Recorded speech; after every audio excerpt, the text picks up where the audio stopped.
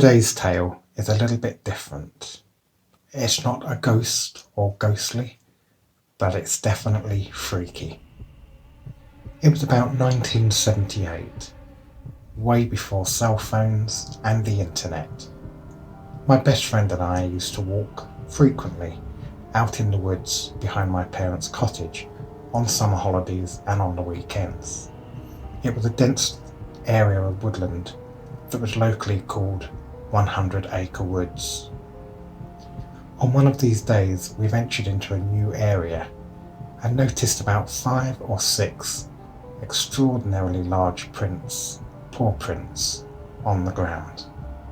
There was also some fox prints. It looked as though the larger prints had followed the fox. We saw no sign of anything else. The brush was a little disturbed, but nothing untoward.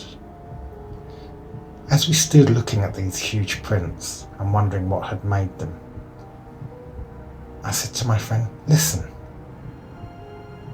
He said, "What?" "I don't hear anything." I said, "Yeah, that's the point. There's nothing, there's no sounds, no birds, nothing." And he listened.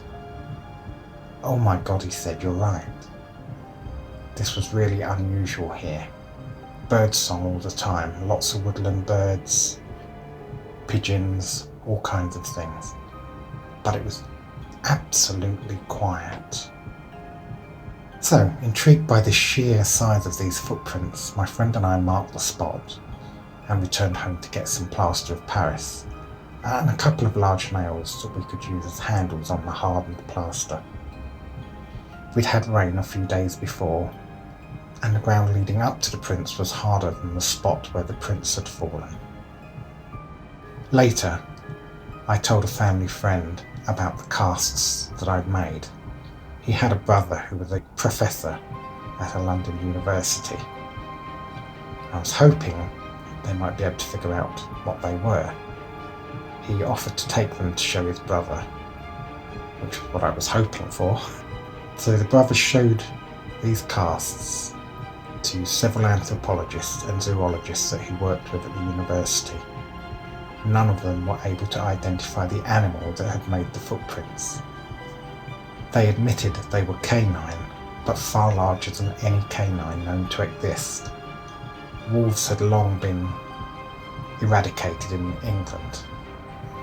But these prints, although canine, were of a massive size. The only other predator we have in England is foxes, and these are small. And I know the prints of foxes, and I even know the prints of wolves, although we don't have them in our country. These prints were approximately 12 inches by 8 or 9 inches. The sheer size was bigger than any dog. I have since sadly lost the plaster casts, having moved several times and with the passage of time. But no one was ever able to tell me what created those footprints. And to this day, I haven't a clue what made those prints. They were huge. Freaky or what?